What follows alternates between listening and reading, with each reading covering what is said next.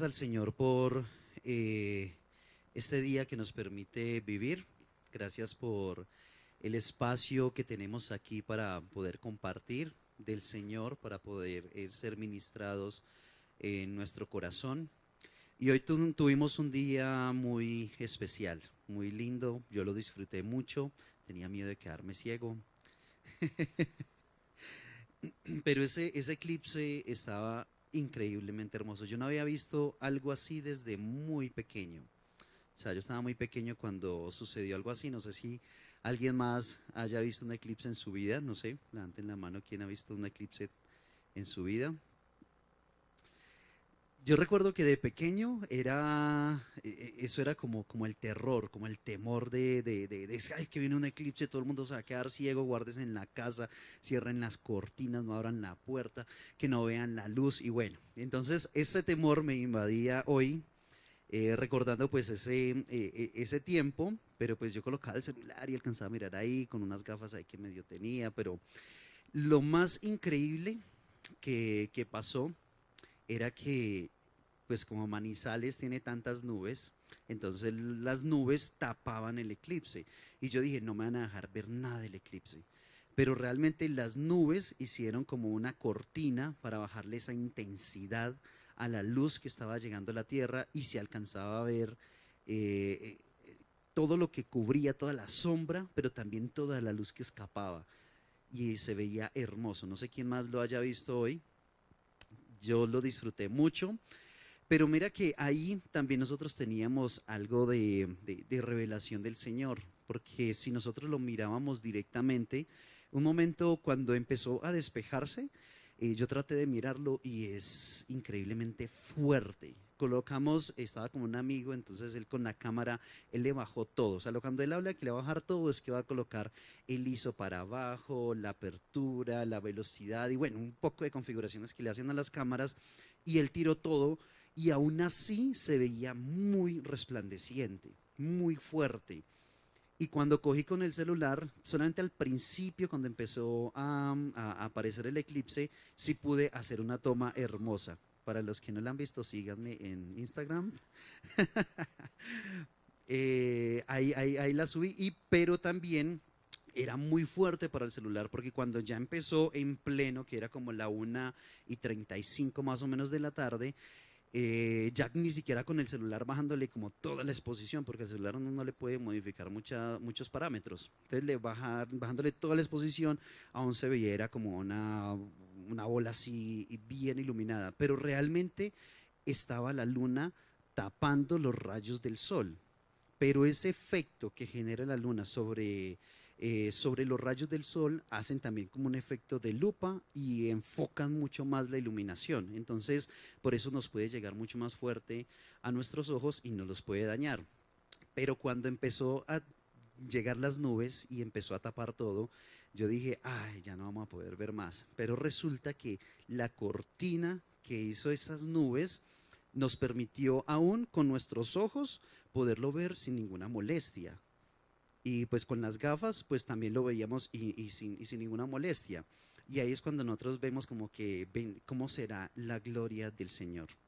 ¿Cómo será ese impacto del Señor sobre nuestras vidas que aún el Señor cuando se le quiso presentar a Moisés y cuando él permitió que Moisés viera sus espaldas, también él lo protegió, con su mano lo cubrió, porque si no, la gloria lo hubiera fulminado, lo hubiera acabado, o sea, hubiera hecho polvo el cuerpo de Moisés. Entonces, eso es como un breve destello de lo que el Señor nos muestra a través del poder, de lo que Él ha hecho aún con su creación, y eso nos enseña a nosotros pues muchas cosas. Y bueno, eso era algo que les quería compartir antes de lo que aprendimos hoy. Pero bueno, hoy vamos a hablar de un tema que, que debería ser de preocupación para todos, de un tema que ha venido tomando mucha fuerza en los últimos años y aún los que tienen un poco más de años, los que tenemos un poco más de años y los que tienen un poco menos, pues ya es muy evidente y es a- es el tema de la identidad familiar. Y esto lo vamos a ver a través del reflejo del pasado. Porque nosotros somos seres que estamos 100% conformados en una sociedad. Pero nuestra primer sociedad que es conformada es nuestra familia. Y nuestra familia es como nuestro primer núcleo social en el que nosotros compartimos, interactuamos, crecemos, aprendemos. Y ese interactuar de tantos años, unos llevarán 10 años, 15 años, 20 años, otros llevarán 40 años en la casa de los papás, 50, no sé cuánto tiempo más quieran estar ahí de los papás. Más de 40 como que ya es pecado. No, mentiras. La casa de papá y mamá, pues eso es inigualable. Pero por eso nosotros tenemos ese sentimiento, porque cuando nosotros crecimos en casa, crecimos con papá, mamá, cuando crecimos con nuestra familia, porque muchos pues no pudieron tener papá y mamá presentes, pero siempre el Señor tuvo una provisión para colocarles alguna figura de autoridad para que crecieran en un calor de hogar, pues eso se convirtió en nuestra sociedad. Y cuando se convierte en nuestra sociedad, pues nosotros empezamos a conformarnos a esa misma sociedad, porque adoptamos nuestras costumbres, nuestras recochas, historias, y todo lo empezamos nosotros a ver que se empieza a formar en nuestra vida al estar compartiendo, desde que nacemos y hasta los 50 años que salimos de casa. Bueno, 20 años, 18, no sé, cuando salgan a estudiar y se enfrenten con el mundo real, porque en la casa los papás lo cubren a uno mucho de muchas cosas, pero esa conformación familiar, ese núcleo familiar, hace en gran medida lo que nosotros somos hoy en día. Esos valores éticos y esos valores morales primeramente tienen que venir de casa, primeramente tienen que venir de hogar, de familia. Eso no va a venir del colegio, eso no va a venir de la escuela, eso no va a venir de la calle, tiene que venir es de la familia. Entonces, cuando nosotros estamos en un presente, nosotros realmente nos convertimos es en un reflejo de un pasado.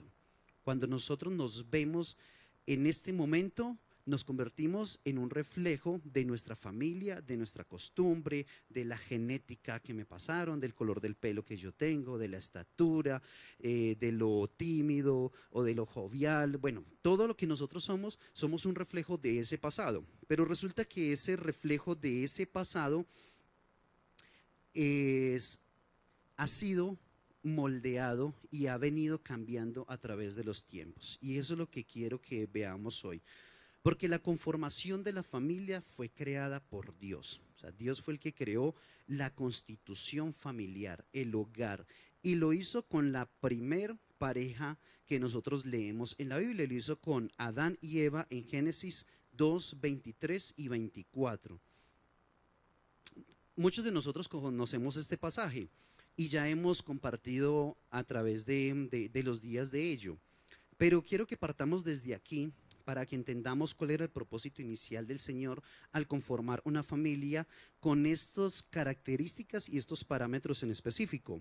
Y dice Génesis 2:23, dijo entonces Adán, esto es ahora hueso de mis huesos y carne de mi carne. Esta será llamada varona, porque del varón fue tomada. Por tanto dejará el hombre a su padre y a su madre y se unirá a una mujer y serán una sola carne. Cuando el Señor conforma la familia, está conformando dos figuras muy marcadas. Primero tiene el varón y después tiene a la mujer. Y esa conformación el Señor la hace de tal forma y de tal estrechez que saca a la mujer de la costilla de Adán. Y eso el Señor lo hace es para que al momento de ellos unirse se conviertan en ¿qué? En una sola carne. Y lo dice al finalizar, y serán una sola carne, porque del varón fue tomada. Y esa es la constitución familiar que el Señor empieza, y desde un principio Él empieza a dar esos principios fundamentales de la familia. Y los principios fundamentales es que hay unos valores bíblicos y hay unos valores y unos estándares que se deben de tener en cuenta para conformar una familia. Y esto lo hago para que entendamos cuál ha sido como el plan que ha trazado el enemigo a través del tiempo para distorsionar esta familia, para distorsionar estos valores, estos principios, estos fundamentos que han hecho de la familia una sociedad sostenible, que han hecho de la familia un lugar seguro para los niños, para las niñas, y, y ahí en toda la historia, pues vemos que es la conformación que tenemos a través de nuestra sociedad.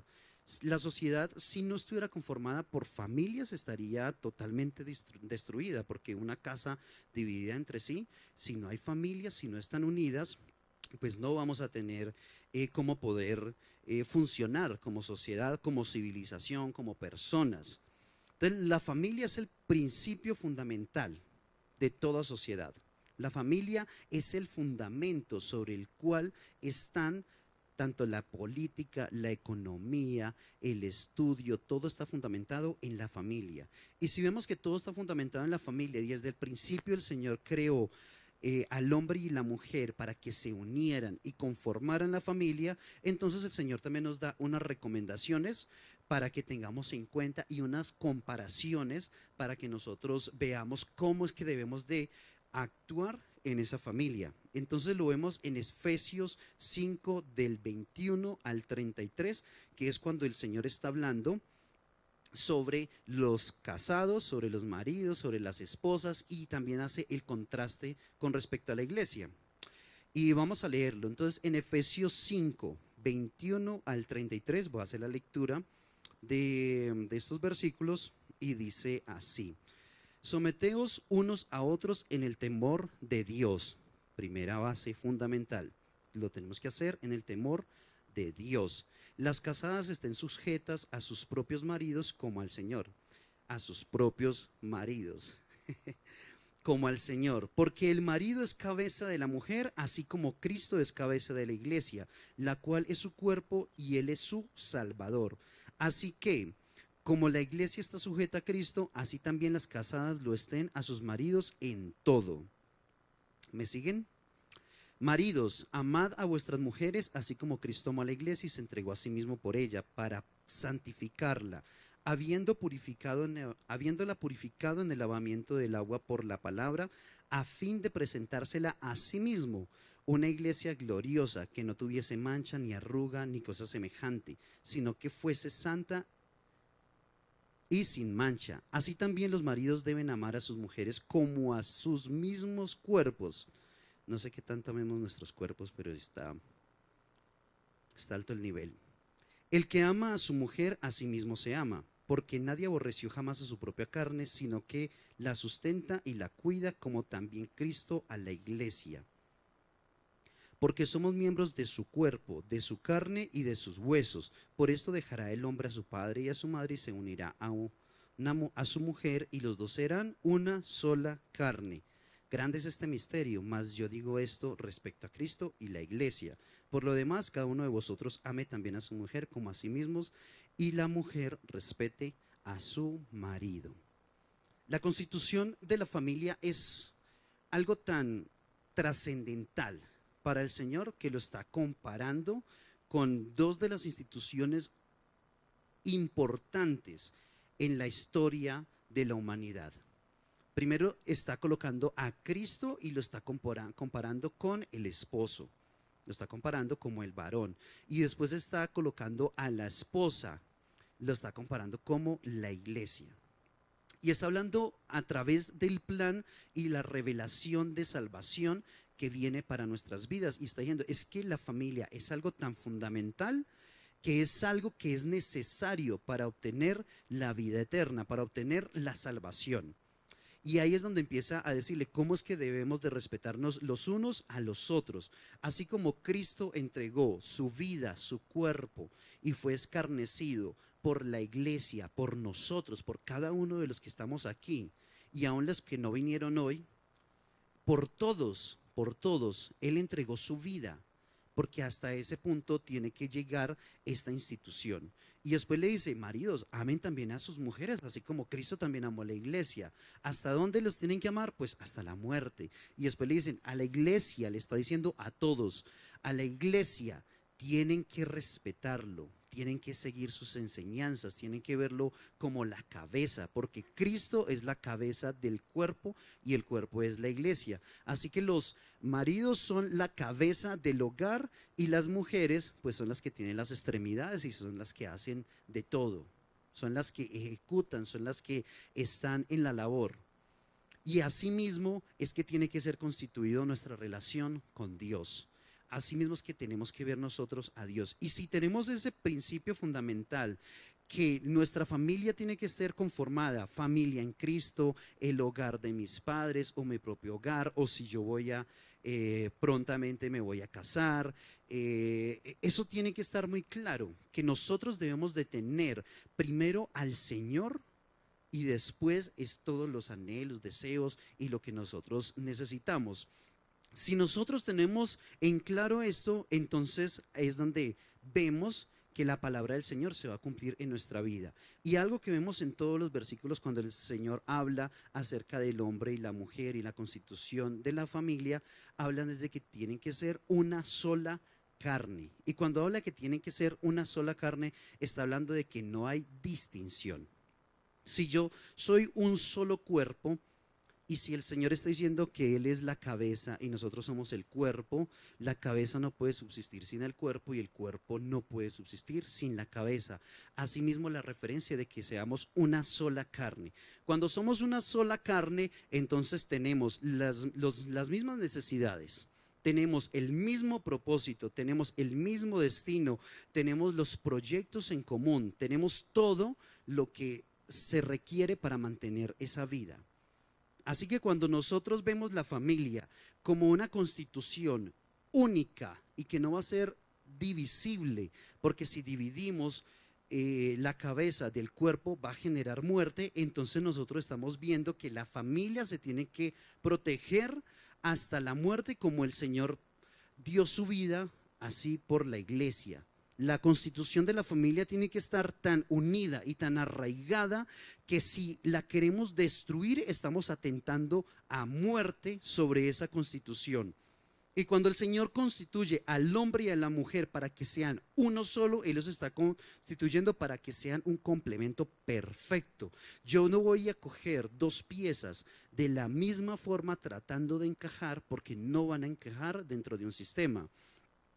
Es más, si yo cojo aún los imanes, tienen su forma de atraerse y también tienen su forma de repelerse. Yo no puedo pretender unir dos imanes por la misma polaridad, sino que tienen que estar por polaridades independientes. Si lo hago por una polaridad igual, el imán va a llegar hasta su destrucción, como lo puede suceder con el neodimio, que es un tipo de imán muy fuerte, que si lo tratamos a esos niveles, pues se destruye y se genera un daño.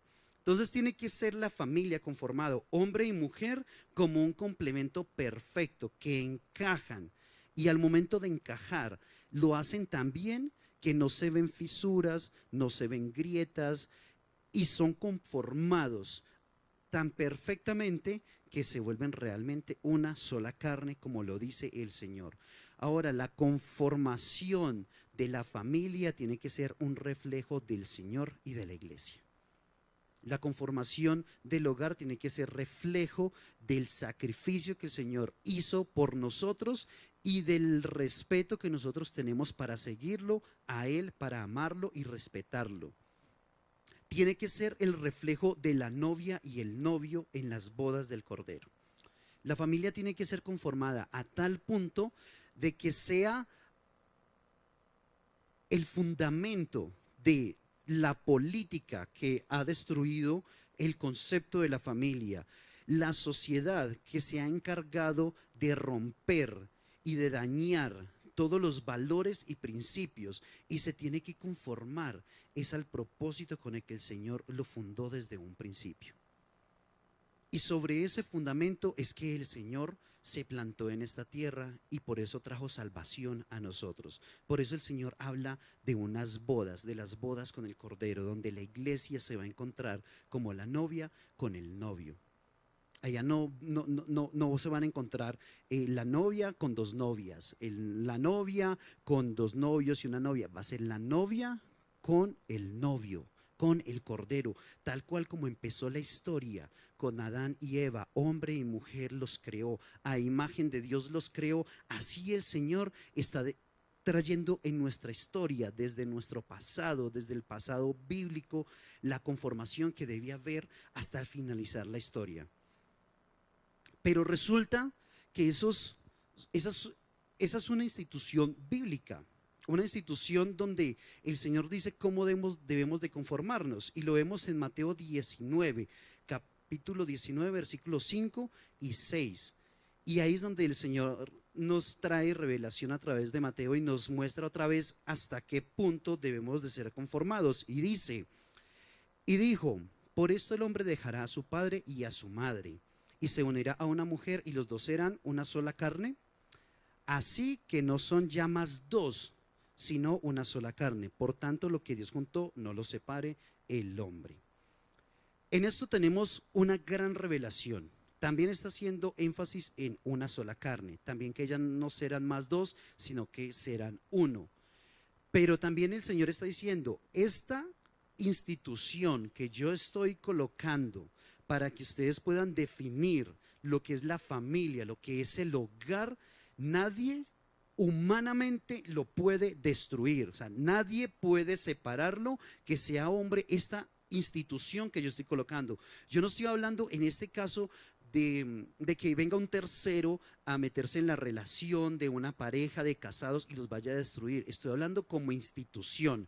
Y como institución el Señor está diciendo es que va a ser un hombre, se va a casar con una mujer, dejarán a su padre y a su madre. Bueno, los suegros tienen que dejarlos en la casa, no los pueden dejar meter en su hogar, pero como institución está diciendo es que se van a unir en una sola carne, en un solo espíritu, en un solo deseo.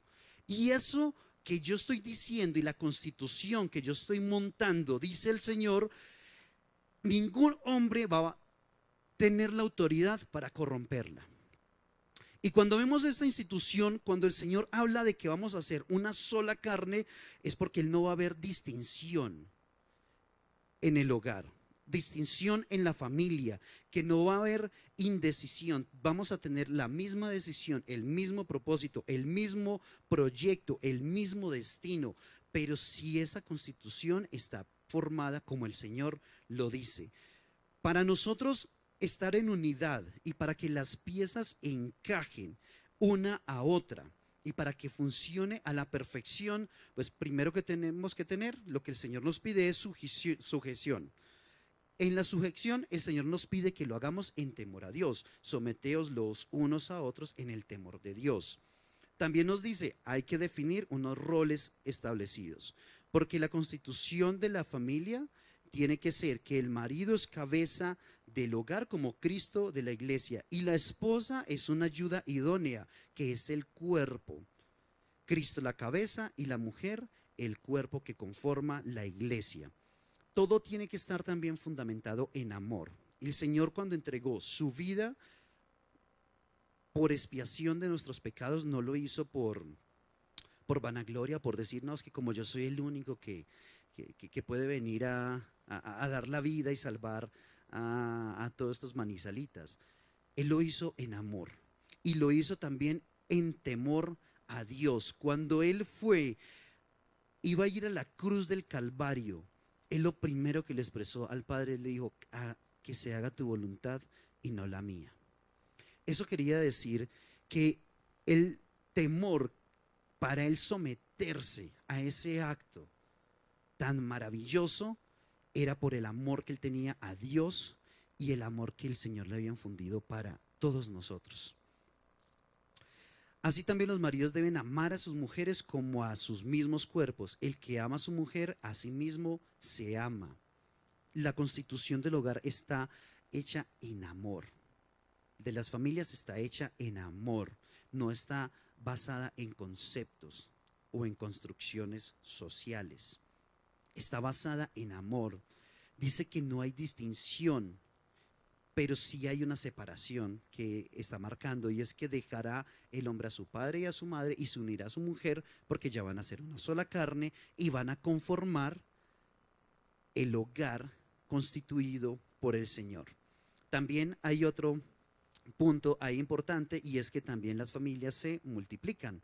Y aquí yo veo unos que ya tienen sus, los que ya se han multiplicado. Y cuando habla el Señor de multiplicarse, es el mandamiento que está cumpliendo en Génesis 1:28, donde Él le dice específicamente a ellos dos que formó, también para qué los formó, porque no es simplemente crear una familia y simplemente estar en la tierra disfrutando de todo lo que el Señor nos dio. Y si Él le dice, si yo te formé a ti y te di un hogar, yo también te voy a dar la gracia para que tú tengas hijos y para que esos hijos sean un reflejo generacional de lo que nosotros somos. Para que esos hijos que nosotros somos hijos, y mis papás también fueron hijos y los papás de ellos también fueron hijos. Si las familias no hubieran tenido hijos y no se hubieran multiplicado, nosotros no estaríamos acá. El propósito de multiplicarse, el propósito de tener hijos es que sean un relevo generacional de la bendición que el Señor ha traído a mi vida, a la de mi esposa, a la de mi familia, para que Él aumente mucho más esos dones, esos talentos, y que todo lo que el Señor nos ha dado a nosotros como familia, entonces ellos lo van a hacer aún mayor. Ellos van a ser aún mejor cantante, mejor músico, mejor predicador, mejor negociante, mejor empresario, mejor abogado, mejor odontólogo. Él va a ser mucho mejor de lo que nosotros somos. Y eso es dar cumplimiento a la palabra, porque dice llenar la tierra y sojuzgarla y señorear sobre él, pero cuando nosotros nos multiplicamos. Entonces también es un punto fundamental de la conformación de la familia. Y es que nosotros, al tener unos chiquiticos, pues nosotros vamos a transmitirle todo el amor del Señor a ellos, los vamos a cuidar y los vamos a proteger para que ellos sean unas saetas en esta generación, para que ellos vayan a lugares mucho más allá de lo que nosotros pudimos haber llegado. Y esa es la comisión que el Señor nos da al momento de multiplicarnos.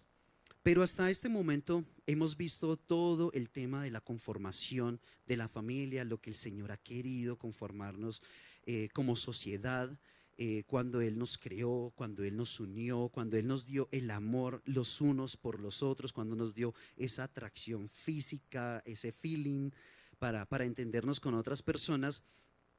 Hemos visto que el Señor todo lo ha conformado es para que cada vez las generaciones sean una mejor que la otra, mejor que la otra. Y que ese reflejo que nosotros estamos teniendo del pasado, de la vida que ha tenido mis padres, mis abuelos, mis bisabuelos, mis tatarabuelos y todos los bisabuelos, de lo que haya ahí para atrás, nosotros seamos un reflejo de un pasado de bondad, de amor, de gracia del Señor en nuestra vida y para las vidas siguientes. Pero como nosotros vemos y hemos identificado que la conformación del hogar es fundamental para la sociedad, para la civilización, para nuestra subsistencia, el enemigo ha colocado un foco muy, pero muy marcado ahí sobre las familias. Cuando vemos que el Señor constituyó algo y que se ha establecido bíblicamente y que lo hemos estado viendo y lo hemos entendido, el enemigo ha colocado sus ojos directamente sobre las familias, y eso es algo que nos debe de preocupar a todos. No es algo que yo venga aquí a enseñarles porque quiero que entendamos cómo debemos de conformar nuestro hogar. Sí, es importante, y el Señor nos guía y nos muestra cómo va a ser la conformación de nuestro hogar, de nuestra casa. El Señor, como unió a mis padres, nos lleva a reconciliación, a perdón, a entender muchas de las situaciones que vivimos en nuestra infancia. Pero el Señor lo que nos quiere decir hoy, en este día, es que tenemos que ponerle cuidado a la conformación que está creando o que está influyendo el enemigo sobre los hogares. Y eso es algo que es muy evidente porque la política se ha valido de todos estos temas para corromper, para distorsionar la imagen de hogar. Y cada vez es mucho más de frente el ataque, donde vemos matrimonios igualitarios, matrimonios del mismo sexo, donde son avalados políticamente por la registraduría, por las leyes y por todo. Esos matrimonios están conformados según lo que ha establecido el Señor. Esos matrimonios podrían cumplir el mandamiento de multiplicarse en esta tierra. Esos matrimonios podrían ser la protección de esa conformación que el Señor hizo desde el principio de la creación. Matrimonios poligámicos, matrimonios donde son un hombre con 3, 5 esposas, o donde son una mujer con 3 maridos y cada uno vive en su casa. Conformaciones como esta no las estamos hablando de que van a suceder, estamos hablando de que en la actualidad muchas de los gobiernos tienen esto establecido como legal. Tiene esto establecido como fundamento de la familia. Y si ustedes se van a revisar la Constitución, uno de los de las figuras más protegidas a hoy en día había sido la familia, la conformación del hogar, los matrimonios. Como decía una vez una amiga que nos comentaba sobre unos conocidos que tenía en Estados Unidos y que ellos no tenían una buena relación de matrimonio. Entonces, que llevaban 12 años viviendo un infierno porque ellos pues no se entendían como pareja. Entonces nosotros llegamos, venga, pero entonces ellos que han pensado, ¿alguna vez han hablado de divorcio o algo por el estilo? Y dijo, no, pues es que es más barato que ellos se queden viviendo juntos que el divorcio, porque el divorcio es muy caro. Eso hace referencia a la protección que aún el Estado, las leyes, le tiene aún a la familia. Pero esto muy sutilmente se ha empezado a venir y se ha enmascarado dentro de nuestra sociedad, donde ya es bien visto tener un matrimonio igualitario, donde ya el niño puede decir, ay, yo tengo 2 mamás, yo tengo 2 papás, o yo tengo 3 mamás, yo tengo 4 papás, y eso empieza a distorsionar, a dañar y a confundir a las próximas generaciones. ¿Qué es lo que le estamos entregando a nuestras generaciones? ¿Qué es lo que le estamos dando a ellos como valores y principios morales si realmente la adopción que ellos están teniendo como hogar es esta concepción que realmente está dañando y está atropellando directamente sobre lo que el Señor ha constituido? Ahora, no solamente es decir, bueno, la ley nos va a amparar un matrimonio igualitario. No, es que después de eso ya viene el siguiente paso. ¿Y cuál es el paso siguiente? Es que nos permitan adoptar niños. Pues 2 hombres no van a poder procrear. 2 mujeres no van a poder procrear. Entonces, ¿cuál es el siguiente paso? Entonces, vamos a tener hijos que son de otros, porque nosotros, como somos un hogar constituido por la ley, no por Dios, sino por la ley, y legalmente, ¿qué vamos a pedir? Que nos dejen tener un hijo que nosotros biológicamente, científicamente no lo podríamos tener. La adopción de parejas del mismo sexo, de niños, va a hacer que esta generación y las siguientes tengan una imagen distorsionadísima de lo que es la conformación de la familia y del hogar. Al infundir los niños a este sistema que ha estado montando el enemigo sobre unos chiquiticos, sobre unos pequeños que le van a creer lo que los papás le digan. Uno cuando pequeño, los papás eran el héroe, lo que ellos nos dijeran, y si nosotros íbamos por un camino oscuro, nosotros los seguíamos por el camino oscuro. Ahora ellos, ¿qué le van a empezar a enseñar a estos niños? Y aún hoy en día estamos viendo el reflejo de esto. Están infundiendo a los niños al autodescubrimiento y a la autopercepción.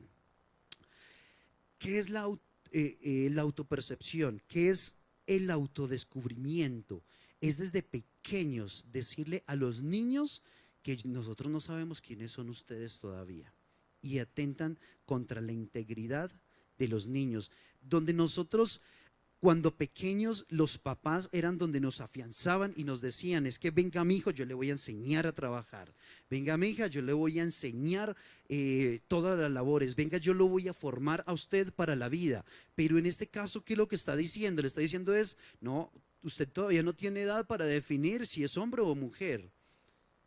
Usted no tiene edad para definir si va a ser de género fluido o binario. Usted no tiene edad para poderlo definir. Entonces, como desde pequeño les empiezan a sembrar esta incertidumbre, empiezan a crear en ellos un corazón con un vacío y con una necesidad de aceptación, que muchas de las minorías y muchos de los que están en estos movimientos se valen para llevarlos a ellos a un camino que no es verdad. Y cuando uno trata de enfrentarse a este tipo de discursos, hoy en la actualidad, este tipo de discursos lo llaman discursos de odio, donde si nosotros no aceptamos cómo se autopercibe una persona, lo tratan a uno de que uno tiene un discurso de odio contra ellos, de que eso es un maltrato de odio contra ellos. Cuando hablamos de la autopercepción, estamos hablando del concepto que tiene un individuo sobre sí. Esa es la autopercepción. Yo me autopercibo como un hombre que tengo estas habilidades, tengo estas capacidades. Pero esa autopercepción, cuando se define que es verdad, es cuando los demás ven en mí lo que yo estoy viendo en mí. Si yo en este momento dijera, yo me autopercibo como una ballena, todos aquí me están viendo como una ballena. No creo que me vean como una ballena, como una morsa, como un tigre, como sea. Esa autopercepción de lo que yo estoy teniendo se convierte en verdad porque los demás ven en mí lo que yo estoy diciendo que yo soy. Pero esa autopercepción está queriendo influir sobre la sociedad a través de leyes, influir sobre la sociedad a través de esquemas, de presión, de política, para que nosotros tengamos unas gafas y sí me vean como una ballena. Para que cuando yo diga que yo me autopercibo de esta forma, los demás digan indiscutiblemente, sí, es verdad, sí, usted es un chimpancé. Y yo tengo que aceptarlo. Y muchas de esas noticias que hemos visto en redes sociales, en YouTube, en periódicos, y donde las hayamos visto, que se autoperciben como perros, como sucedió en Alemania semanas pasadas, que todos se llevaron una máscara y la máscara era como unos perros y se plantaron ahí afuera del Congreso, todos ladrando y aullando para que el Congreso los aceptara como perros. Porque yo no soy un humano, yo no soy un hombre, yo soy un perro. O como la señora loca que llevó el hijo al veterinario, eso sí me pareció a mí descabellado. Llevó al hijo al veterinario y los iba a demandar, que porque no lo atendían, porque él se autopercibía como un perro. Entonces necesitaba que lo atendieran en una veterinaria. ¿Hasta dónde va a llegar? ¿Hasta dónde? ¿Hasta dónde? Como la canadiense que se autopercibe como caballo. Bueno, pega unos saltos increíbles. No sé cómo lo hace, pero se autopercibe como caballo y están exigiéndole a la sociedad, están exigiéndole a todas las personas de que sí, tú eres un caballo y yo sabiendo que es mentira, voy a tener que mentir para no meterme en problemas legales. Si realmente nosotros no le ponemos cuidado a la conformación que está teniendo el enemigo sobre la familia y la destrucción que está teniendo sobre los hogares, nos van a obligar a aceptar aberraciones, a aceptar cosas que atentan contra la naturaleza, contra lo físico, contra lo culto, contra lo correcto. Porque nosotros hicimos caso omiso y no levantamos la voz sobre esos discursos de odio que se están levantando en todas las naciones. Aún en la nación de Israel que el Señor tenga cuidado de ellos y de los palestinos que son inocentes de todo, de los israelitas, que el Señor los guarde, pero aún en ellos se ve mucho sodomismo en la actualidad. Y esto y estos discursos de odio que ellos tienen los fundamentan a través de la popularidad que han empezado a ganar en los últimos años. En la última década es donde han ganado mucho más terreno. Esos discursos de odio están planteados en la ignorancia de desconocer la conformación que el Señor tuvo para nosotros. Cuando el Señor nos formó hombre, el Señor nos dio un propósito y un destino. Cuando nos conformó mujer, Él nos dio un destino. Él nos dio habilidades, Él nos dio dones, nos dio ternura, nos dio calidez. En Proverbios 1:7 habla el Señor sobre este principio de la sabiduría, pero también el contraste de no seguir la sabiduría. Proverbios 1:7 dice: el principio de la sabiduría es el temor al Señor. Los insensatos desprecian la sabiduría y las enseñanzas. Puede haber todos los estudios científicos, pueden haber todos los estudios de género, de sexo, de lo que sea, pero están defendiendo una posición, es de mi propio concepto, no de la realidad que yo estoy viviendo. Están saliéndose de la sabiduría y el temor al Señor para seguir su propia sabiduría, sus propios conceptos. Y aquí el Señor lo está diciendo: los insensatos desprecian la sabiduría, no van a aceptar ninguno de los estudios, ni aún de lo que se ve, es evidente, porque son insensatos, porque andan en ignorancia. La percepción de mí mismo, con la conformación que ellos están teniendo, es obligar a los demás a cambiar la percepción que ellos tienen de lo que nosotros somos.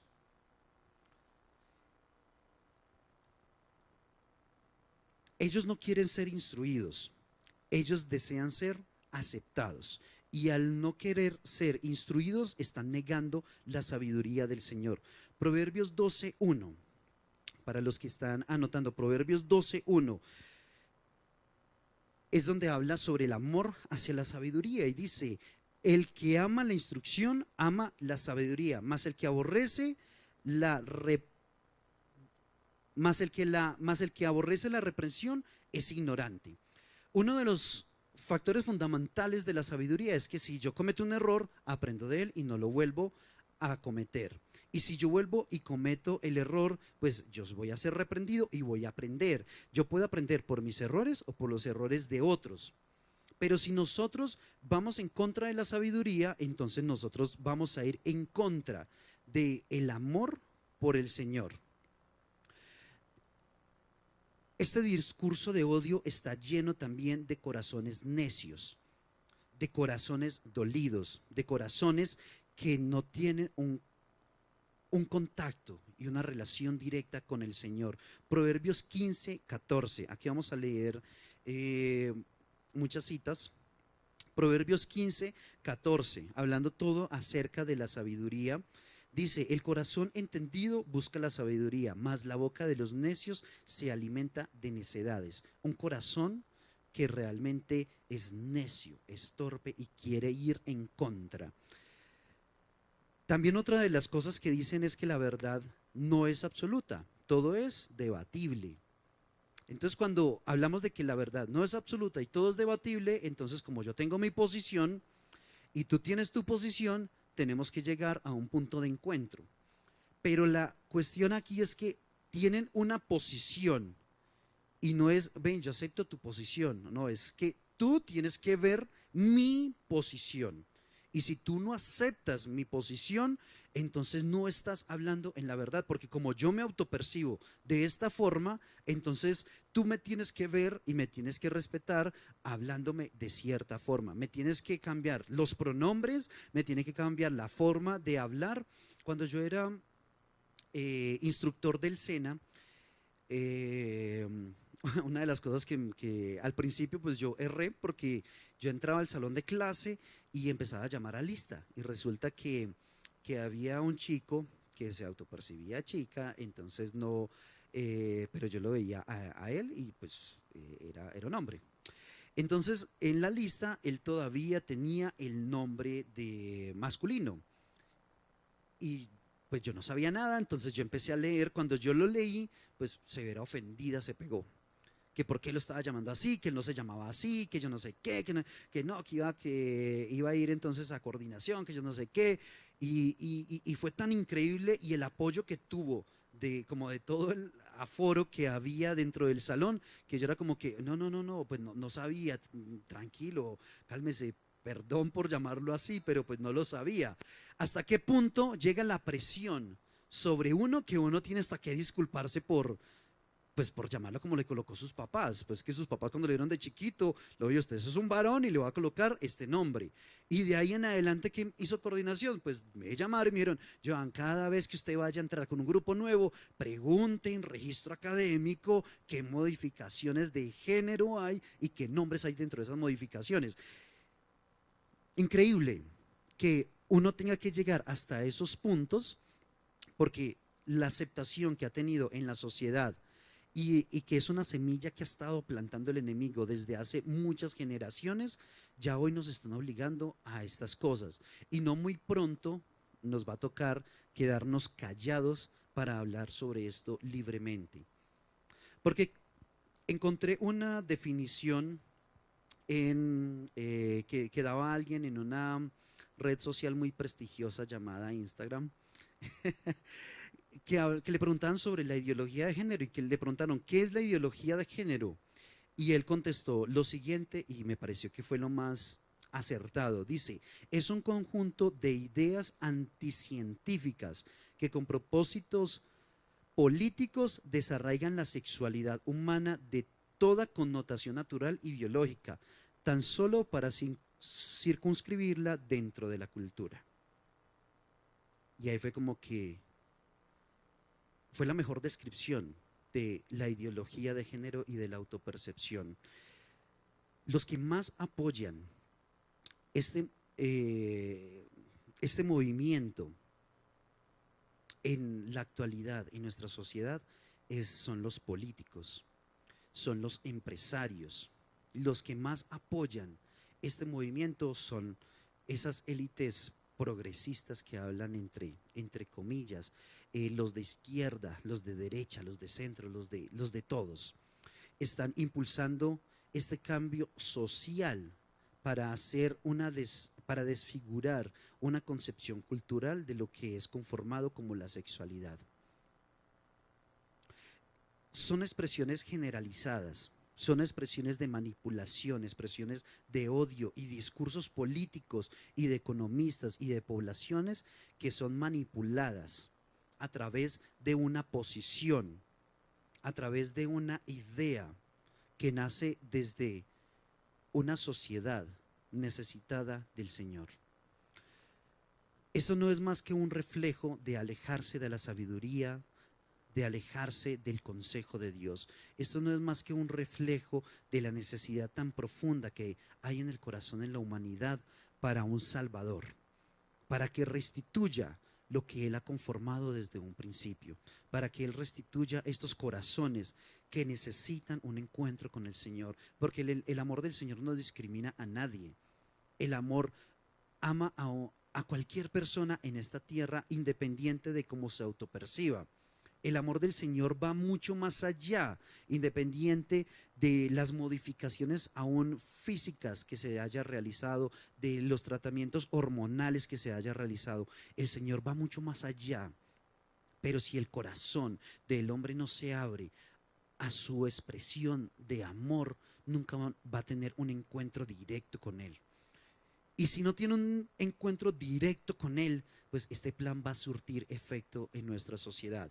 Pero nosotros en este momento debemos de hacernos responsables de decir, vamos a levantar una voz, porque si aún nosotros como cristianos y a nivel nacional, como todas las iglesias cristianas y a nivel mundial, como las iglesias cristianas, no nos levantamos y hacemos firme ante todas estas posiciones, va a haber una minoría que se va a implantar sobre nuestras familias, sobre nuestros hijos, sobre nuestras empresas, sobre nuestra forma de hablar, sobre nuestra condición, la forma de tratar y aún a cambiar la forma de nosotros dirigirnos a una minoría que está obligando a una generación a desvanecer toda la conformación que el Señor ha hecho sobre nuestras vidas. Y esto me lleva a una pregunta muy específica y es, ¿a dónde más llegaremos? ¿A dónde más va esto? ¿Cuál es el punto final de esto? Y lo único que yo encuentro dentro de todas estas situaciones y que es un llamado del Señor en este momento es que la venida del Señor está cerca.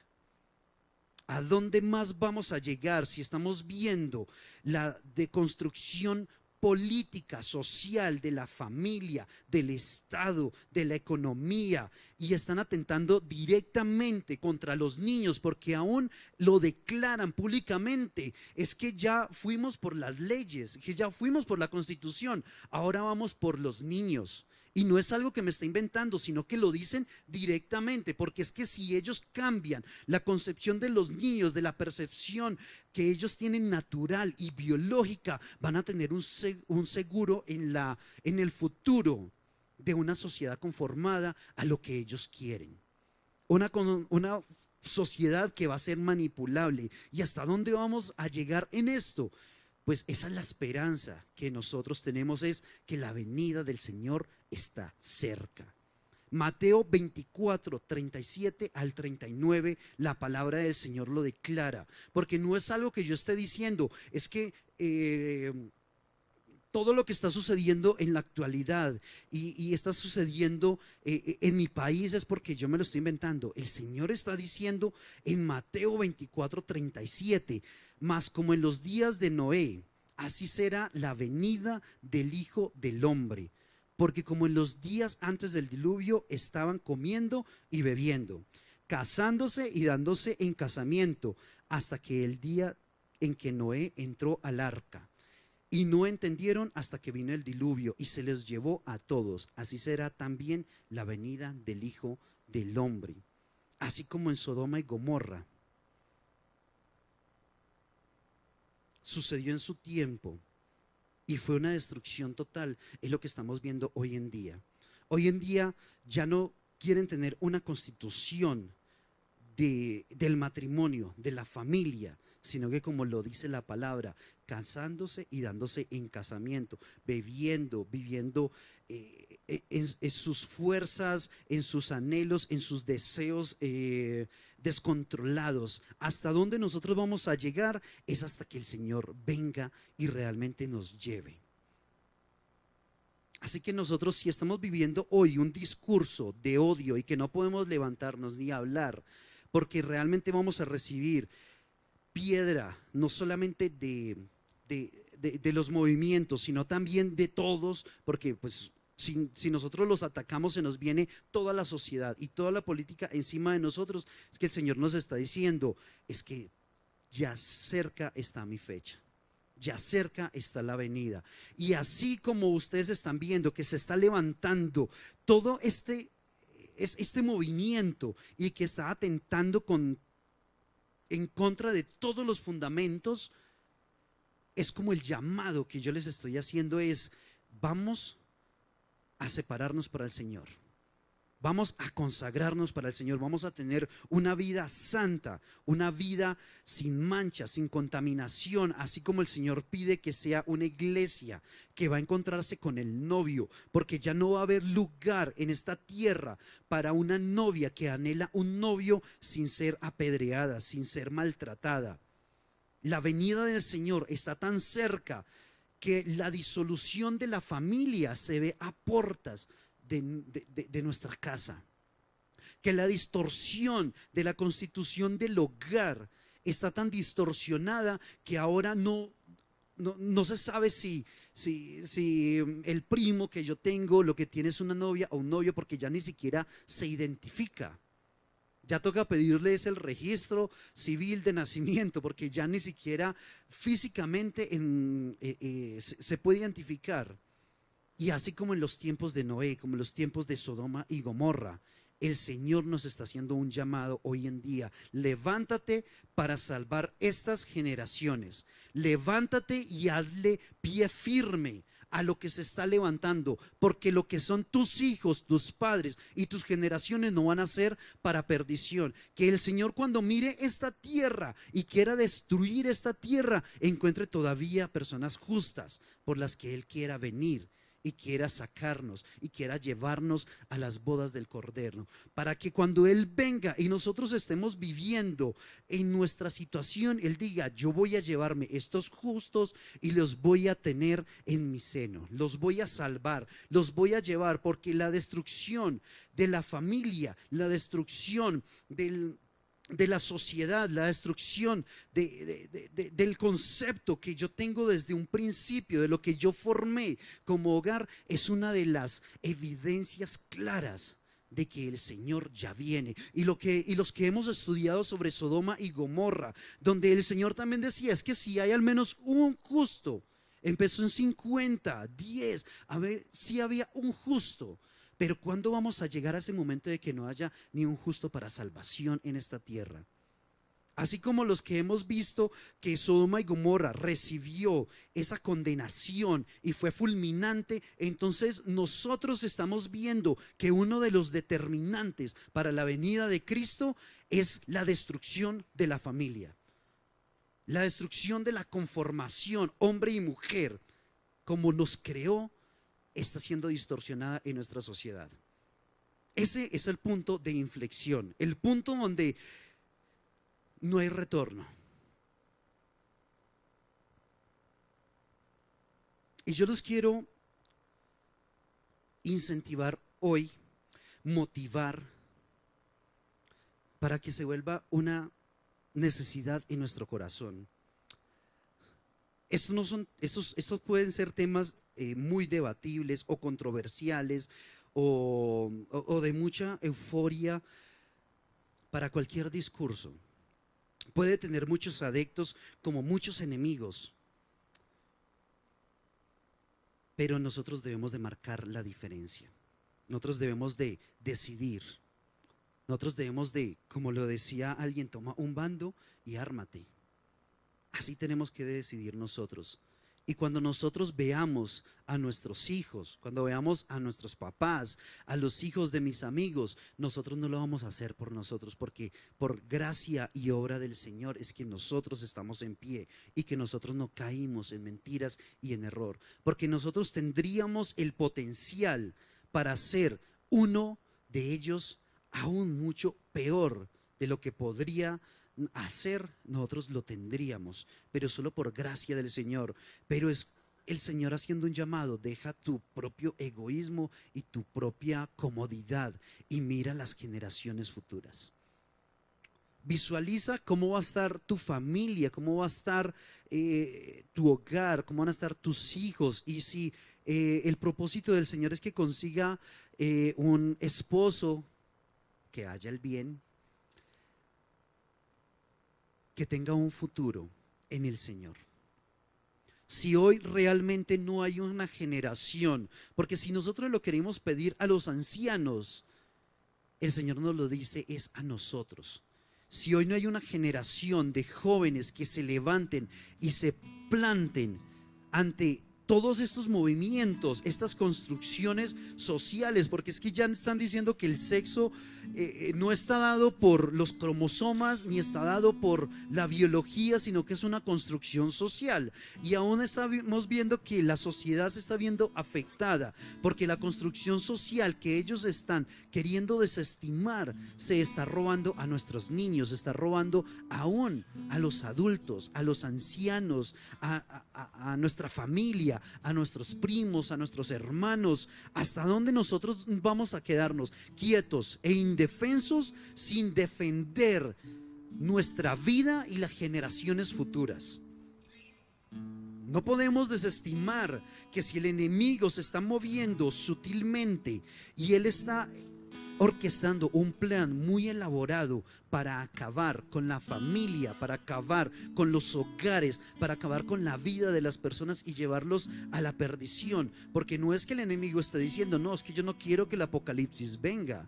Si eso fuera, entonces ellos se convertirían en los primeros santos que estarían haciendo buenas obras. Ellos están acelerando esa destrucción, ellos están acelerando esa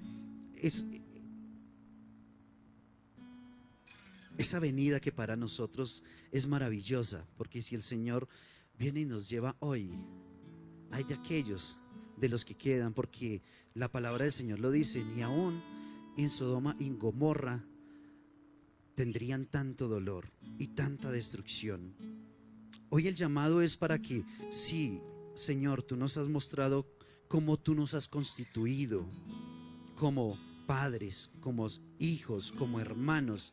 Vamos a levantarnos a reclamar esta generación y las futuras generaciones, porque no sabemos el Señor hasta cuándo Él quiera tener su misericordia extendida sobre nosotros, hasta cuántos años más Él lo quiera tener. Pero Él sí está evidenciando desde que vamos a sacudirnos, vamos a salirnos de nuestra propia comodidad y vamos a generar un cambio. Si no lo queremos hacer por nosotros, hagámoslo por las futuras generaciones. Que el Señor realmente sí establezca sobre nosotros, sobre esta juventud, hombres que se van a poner en pie y que van a hacer el frente al enemigo. No tienes que convertirte en alguien controversial que va a ir a meterse a cualquier marcha porque pues se gana su golpiza. No tenemos que convertirnos en eso.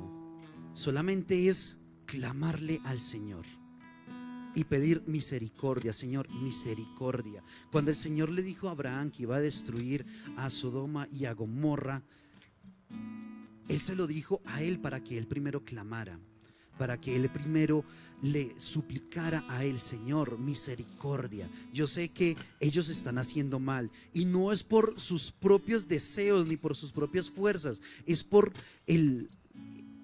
ese cubrimiento que el enemigo ha tenido sobre ellos, y es para que el Señor llene nuestro corazón de amor y de compasión. No es que nosotros los estemos viendo como el enemigo, es que nosotros lo que estamos viendo es la evidencia de un plan que el enemigo ha orquestado y que se ha plantado en el corazón de muchos a través de engaño y de error, a través del sufrimiento, a través de destruir familias.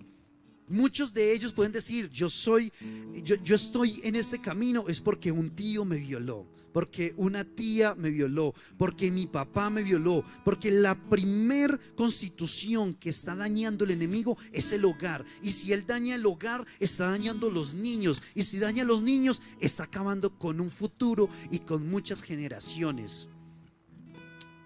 Que en nuestro corazón realmente si haya un clamor genuino para el Señor y decir: Señor, misericordia por mi generación, misericordia por los niños y por las generaciones futuras, misericordia, Señor, por lo que se está levantando, Padre amado.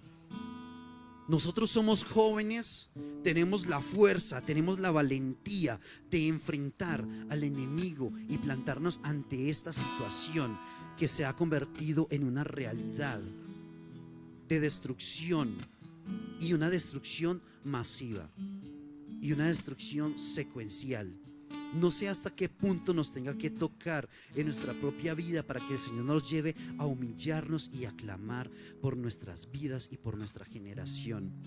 Y aún si tenemos algún tipo de conflicto sobre nuestra vida, sobre nuestra identidad, el Señor nos está diciendo hoy: sigue la sabiduría de Él, el amor en Él, en el temor a Él, y yo te voy a restituir todo lo que el enemigo plantó sobre tu vida y Él te ha quitado. Vamos a estar de pie.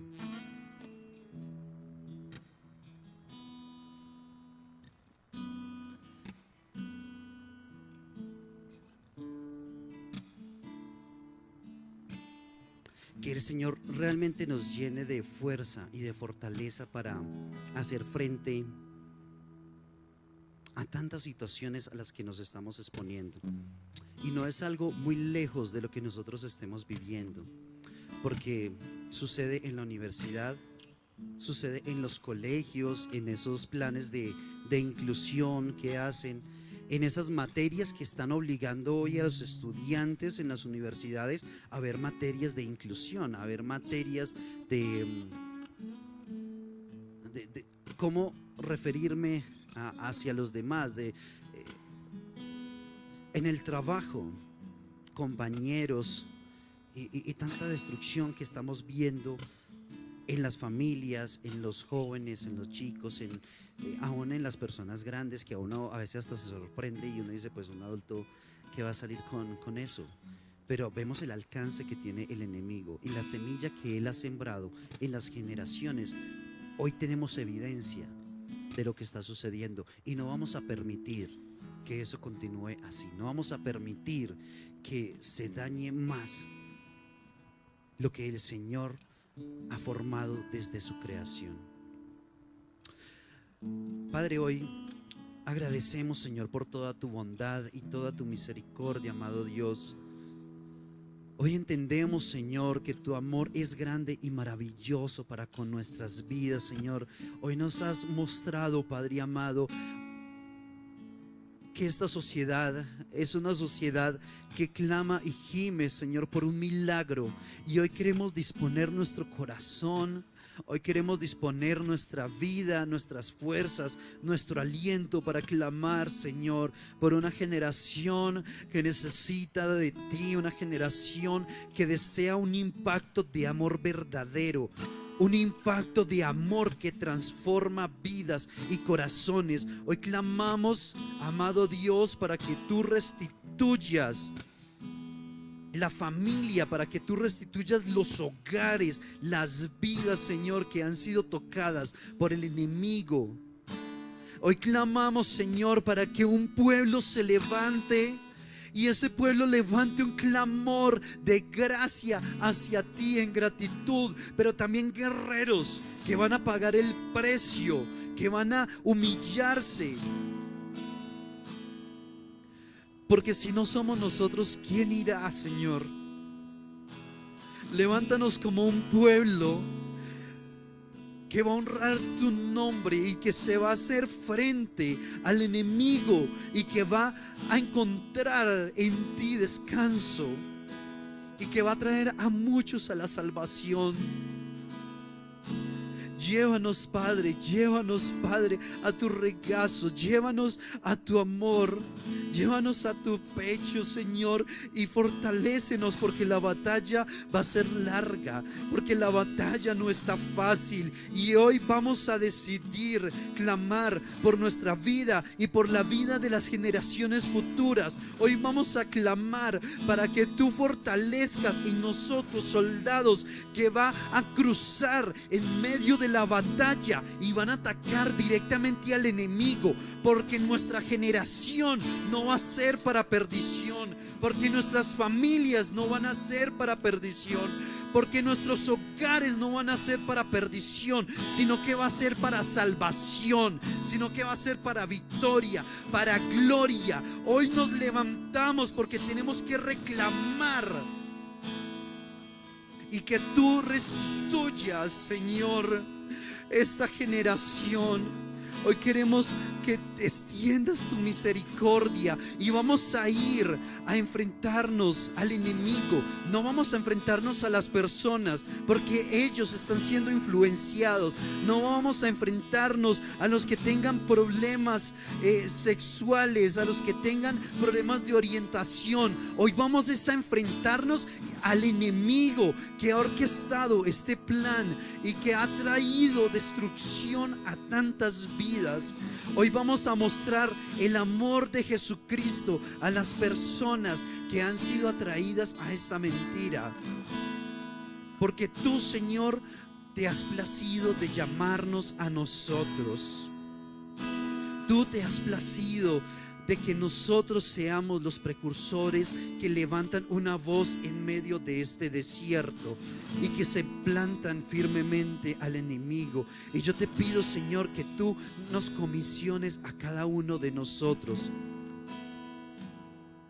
Que nosotros seamos, Señor, esos enviados para llevar salvación y vida, Señor. Yo te pido que tú establezcas en cada una de las vidas de los que estamos aquí y de los que tú también vas a tocar, Señor, allá virtualmente en la casa, Señor, a donde llegue, Padre amado, para que tú nos comisiones como tus guerreros y tus soldados. Y vamos a reclamar, Señor, de tu misericordia sobre esta generación, y vamos a pedir, Señor, de tu bondad sobre estas vidas, amado Dios. Nos alegra que hayas visto esta enseñanza. Nuestro deseo es que el Señor siga obrando en tu corazón. Te invitamos para que visites nuestro canal, te suscribas y también nos sigas en Instagram como _ccmyouth.